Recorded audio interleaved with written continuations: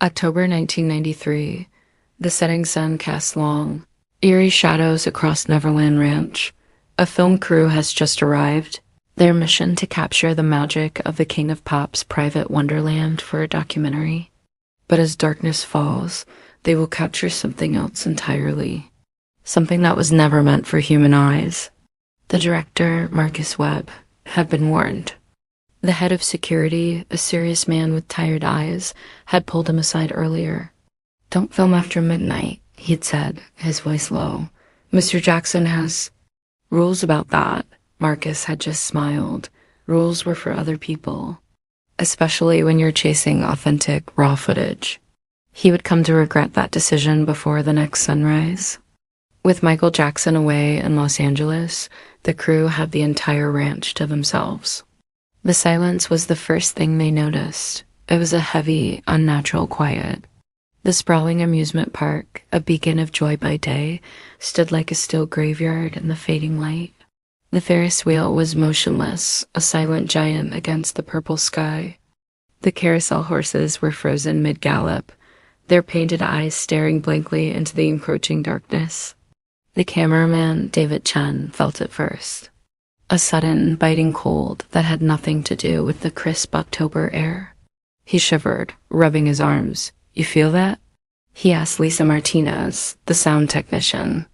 Lisa nodded, her brow furrowed as she adjusted her headphones. "Something's off. My gear is picking up some weird interference. It's like a signal, but not quite." Marcus, ever the director, walked over. "What kind of signal?" Lisa pulled one side of her headphones off. "I don't know. It sounds like music. But it's faint. And it seems to be coming from everywhere and nowhere at the same time." It was 9:47 p.m. Without a single person touching a switch, the carousel jolted to life. The painted horses began their slow, mechanical rotation. Then came the music. It crackled through speakers that should have been dead, a distorted version of a familiar carnival tune. This wasn't the cheerful melody that echoed through the park during the day. This was slower, warped, as if the notes themselves were melting in the night air. Marcus's directorial instincts kicked in. "Are you getting this, David?" he yelled, grabbing his own camera. But David was already rolling. He was staring, mesmerized, through his viewfinder. What he saw made his blood run cold. There, on one of the slowly circling horses, sat a small figure. A child that seemed maybe 7 or 8 years old, dressed in old-fashioned clothing. The child's back was to them, their head turned towards the center of the carousel. "Hey," Marcus shouted, his voice echoing in the sudden emptiness. "Kid, you're not supposed to be here. This area is closed." The carousel kept turning. The child didn't respond. David zoomed in, his hands beginning to tremble. "Marcus, that kid, he's not moving. Not at all. It's like a statue." "What are you talking about? He's right there," Marcus demanded. "No, look through the camera. Look," David urged, his voice strained. Marcus put his eye to David's viewfinder, and his breath caught in his throat. David was right. The child was perfectly still, hands locked onto the brass pole. But something was terribly, fundamentally wrong. The child's skin was a sickly grayish color. And the fingers gripping the pole were too long, too slender, almost like spider legs. Then it happened. The child's head began to turn, slowly, unnaturally. It twisted far beyond what a human neck could endure, rotating a full 180 degrees to face them. As the face came into view, a guttural sound of pure terror escaped Lisa's lips, and she dropped her boom mic. It wasn't a child's face. The features were blurred, constantly shifting, as if the face couldn't decide what it wanted to be. One moment it was a young boy, the next an old man, then something that wasn't human at all. And it was smiling. A smile that stretched too wide, filled with far too many teeth. As suddenly as it started, the carousel ground to a halt. The figure was gone, vanished, but the music continued, now twisting and playing in reverse. We're leaving now, Lisa said, her voice a shaking whisper as she backed away.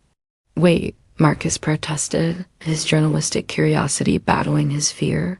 We can't leave. This is incredible footage. Listen to the music. Lisa screamed, pointing a trembling finger at the speakers. They all fell silent, straining to hear. The backward carnival melody was no longer just noise. It was forming words. Distorted, broken words that seemed to claw their way out of the speakers, dripping with a desperate, ancient sorrow. Play. With us, come back, don't leave us. David's camera was still recording. He glanced at the small LCD screen, and his heart hammered against his ribs. Through the digital noise, he could see movement in the deep darkness beyond the carousel. Not one figure, dozens of them. Small, childlike shapes emerging from the blackness between the silent rides. They were just silhouettes, but they were moving toward them. How many kids did he invite to this place over the years? David whispered, his voice barely audible. Marcus, his face pale in the camera's dim light, swallowed hard. Hundreds, he answered. Maybe thousands. David kept his eye glued to the viewfinder, his knuckles white. The small, shadowy figures were getting closer. He could see their strange, jerky movements, their unnaturally long limbs. Then why, David asked, his voice cracking, do they all look the same? The question hung in the cool night air, unanswered, as the chorus of whispered voices grew louder, beckoning them from the shadows of Neverland. The crew sprinted towards the main house, their hearts pounding in their chests. Behind them, the entire amusement park erupted into a chaotic symphony of madness. The Ferris wheel spun at an impossible speed, its lights flashing in a frantic, seizure-inducing pattern. Empty bumper cars smashed into each other with violent force, the sound of crunching metal echoing in the night. The roller coaster cars screamed along the tracks, but they weren't empty. They were filled with spectral passengers, figures that flickered in and out of existence, their silent screams lost in the cacophony. And then there was the laughter. Oh, the laughter. It was the sound of children, dozens of them, their voices echoing across the sprawling ranch. But this wasn't the sound of joy. It was desperate, pleading, almost angry. It was the sound of children who were laughing because they had forgotten how to cry. Their mirth twisted into something deeply unsettling. Lisa dared to glance back over her shoulder. The small, shadowy figures were following them. They weren't running. They were just walking, a slow, deliberate pace. But somehow they kept up, no matter how fast the crew ran, a relentless, unhurried pursuit. The main house, get inside. Marcus shouted, his voice cracking with terror. They burst through the ornate double doors of the mansion at exactly 10:23 p.m., slamming them shut behind them. The interior was pitch black, save for the pale moonlight filtering through massive floor-to-ceiling windows. The only sound was their own breathing, rapid and panicked, each gasp echoing in the cavernous space. Outside, the chaos suddenly ceased. The mad carousel music, the crashing cars, the screaming roller coaster, it all stopped. A profound, heavy silence pressed against the windows, a tangible presence that felt more threatening than the noise it replaced. Maybe we just imagined it, David stammered, the words sounding hollow even to himself. It's the stress, fatigue. We've been working 18-hour days. It's messing with our heads. His sentence was cut short. His camera, still hanging from a strap around his neck, turned on by itself. The small LCD screen flared to life, casting a ghostly green glow in the darkness, and on that screen, they saw themselves, standing in the grand foyer of the main house. But in the camera's view, they weren't alone. Surrounding them, barely visible in the digital noise of the low-light footage, were dozens of small figures, children, standing perfectly still, their forms shimmering at the edge of perception. All of them were staring directly at the camera, and all of them were smiling a grotesque, unnaturally wide smile. "Don't turn around," Lisa whispered, her voice a fragile thread. "Please God, whatever you do, don't turn around." But Marcus, ever the skeptic, couldn't resist. He spun around, his eyes wide, scanning the room. It was empty. There were no children. There was nothing. Just massive pieces of furniture shrouded in white dust sheets, resembling a graveyard of silent ghosts. "See, the camera's lying," he said, a tremor of uncertainty in his voice. "It has to be glitching, some kind of malfunction." His words were interrupted by a new sound, the piano. Michael Jackson's grand piano, a magnificent instrument sitting in the corner of the room, began to play. Its keys moved on their own, pressed by invisible hands, a macabre, automated performance. The melody was hauntingly familiar. It was childhood, one of Michael's most personal and introspective songs. But it was being played in a chilling minor key.